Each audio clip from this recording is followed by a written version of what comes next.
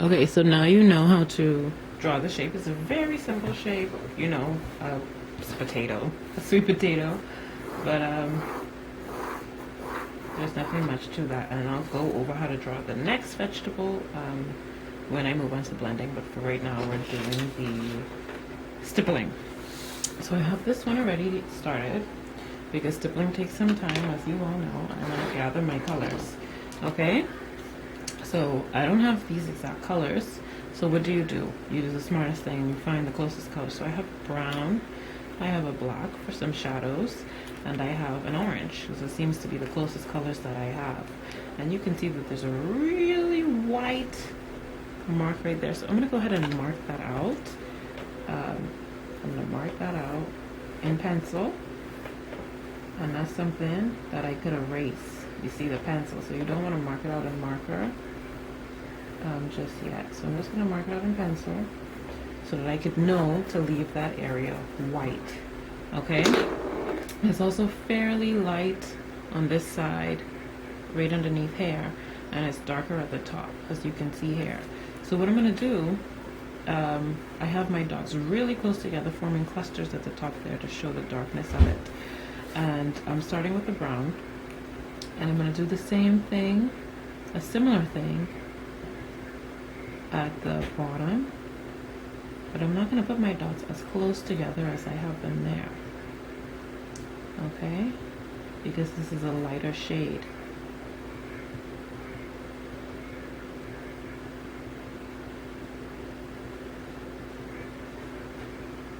I'm going to space them out a little bit more, but not too much. And stippling is patience. Grade 8. All of it is patience, patience, patience.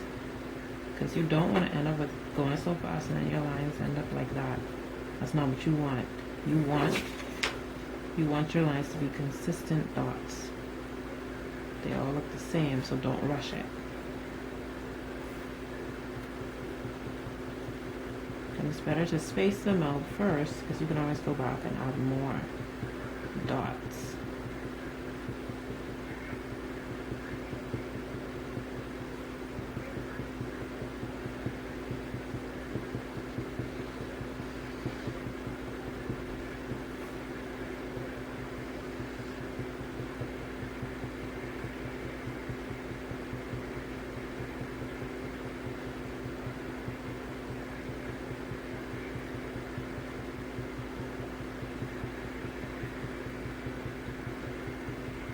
Even here is light, is fairly light, so I'm not going to put too much dots in that area. Okay? And I'm going to transition up, still keeping my dots fairly close together.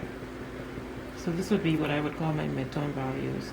My darker values here, and in the back here, because the light's not shining in that area, so I went ahead and added black to that area as well, and put some brown on the top. Okay, and then my lights are here and my white is right there. So I'm going to continue stippling. And what I'm going to do now is start to transition into the lighter color that I have as I move to my lighter area. So that the colors are intermixed together. Same as when you're blending, you want to mix the colors together so that it's a smooth transition, or as smooth as possible.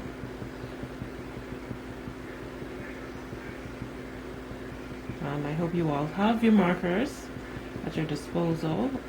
Stippling can be done with marker or with pen, okay, colored pen. But this assignment is meant to be done in color, okay? So you might need to go out and get some markers. You can get them from Solomon's. Solomon's has some markers. Bookworld is also open for curbside pickup. But you all should have some markers, hopefully, in your homes. If not, you'll have to go out and get some.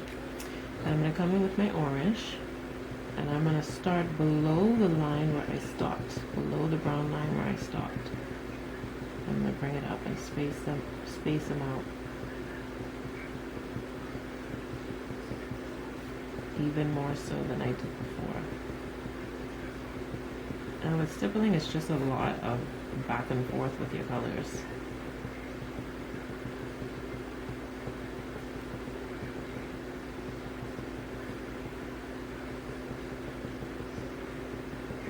because you want to continuously look at your potato or whatever vegetable you're doing and see where you need to have your lighter values, your darker values, your mid-tone values, all of that. And I see it's darker in this area, at least darker than this, so I'm going to go ahead back with my brown and stipple that brown.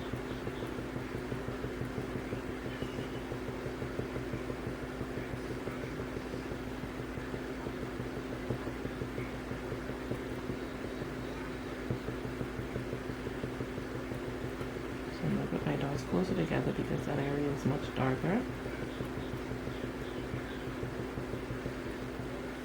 And even in this area is darker as well.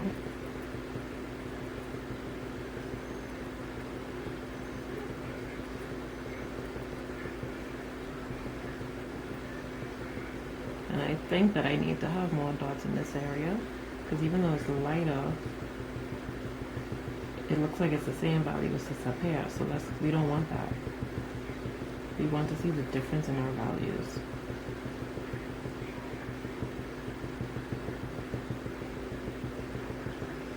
So I'm going to put some more dots closer together. And I'm going to come to the very bottom and put them really close together with the brown. But I'm not going to come in as much as I did up here, if that makes sense. So I had the dots very close together for maybe about a centimeter or two at the top, but I'm only going to do about a centimeter or less at the bottom.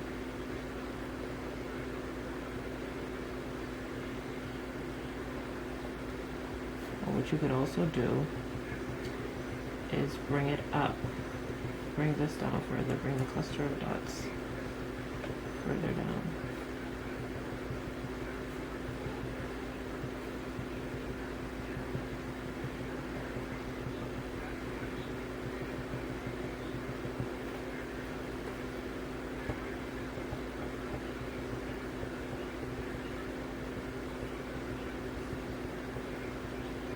So having them really close together around the outline helps define the shape a bit more.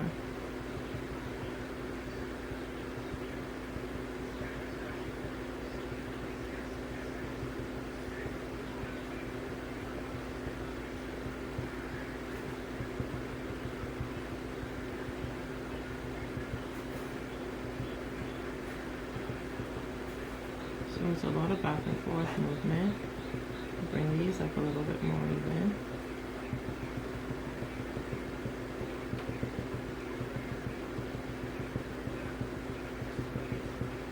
And you just keep going until it looks like, starts to look more like your potato. Now, as well, I see some darker lines in the potato, so I'm going to go ahead and add those as well. But before I do that, I'm going to mark that out with my pencil so I don't make any mistakes. So I'm just going to mark out those lines, a few of those lines, to show that I was looking at my potato and I could see that it has some lines in it, and even down here. Okay, so it's mostly concentrated in this area here. Okay, but I still don't want to bring that in my white, so I'm going to erase it right in the middle. And I'm going to come to my brown again, and I'm going to put some dots really close together to show that value.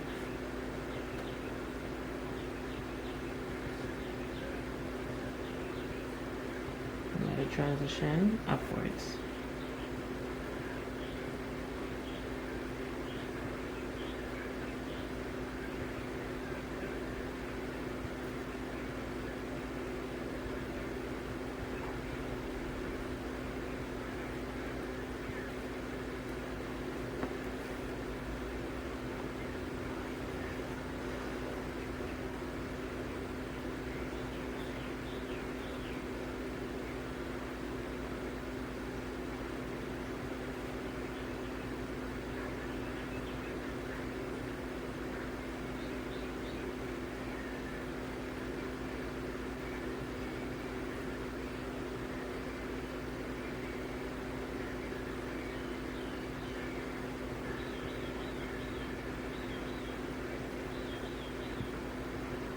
so that it's visible that I'm looking at my potato and not just stippling away wherever I want to stipple. So it's more rounded at the bottom here, so I'm going to round it out as well. So you all can see everything.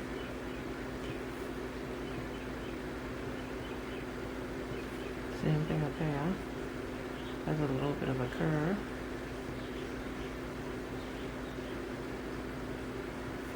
So you want to make sure that you can see the shape of your potato.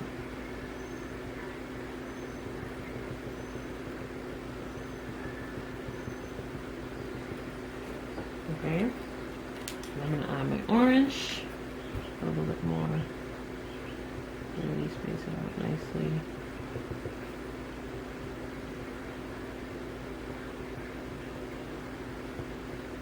And once that dries a little bit, you can erase